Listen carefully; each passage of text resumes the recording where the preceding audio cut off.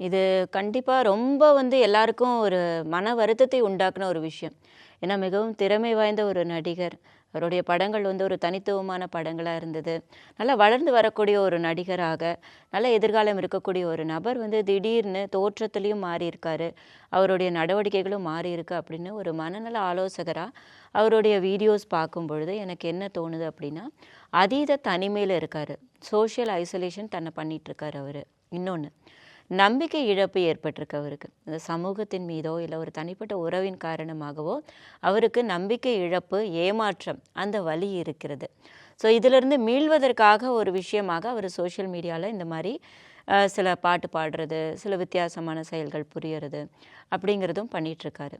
இன்னொன்னு substance usage அவர் பண்ணியிருக்காரா இல்லையாங்கிறது நேரடியா நம்ம மருத்துவ ஆலோசனை பெற்று அப்பதான் ஒரு முடிவுக்கு வர முடியும். அதுக்கு முன்னாடி நிச்சயமா யார் மேலேயும் ஒரு முன்முடிவுகளை திணிக்காதீங்க.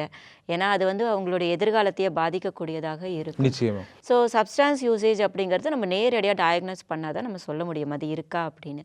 ஆனால் அவருக்கு அதீத தனிமை உணர்வும் ஒரு ஏமாற்றப்பட்ட வலியின் தாக்கமும் இருக்குது அப்படிங்கிறத நம்மளால் உணர முடியுது.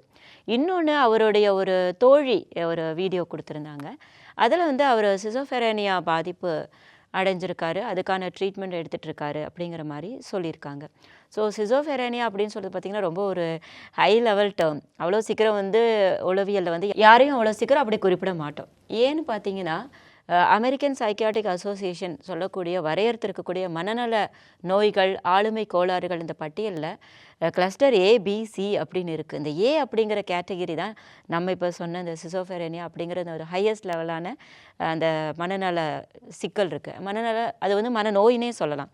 சிக்கல் கோளாறுங்கிறது சின்ன லெவலில் இருக்கிறது, அதே நோய் அப்படிங்கிறது பெரிய அளவில் இருக்கக்கூடியது. ஸோ இது பார்த்திங்கன்னா ரியாலிட்டிலேருந்து டோட்டலாக அவங்க விலகி இருப்பாங்க. எது உண்மை எது பொய் அப்படின்னு அவங்களுக்கு தெரியாது. மனிதர்கள் மீதும் உலகத்தின் மீதும் முழுமையாக நம்பிக்கை இழந்து காணப்படுவாங்க.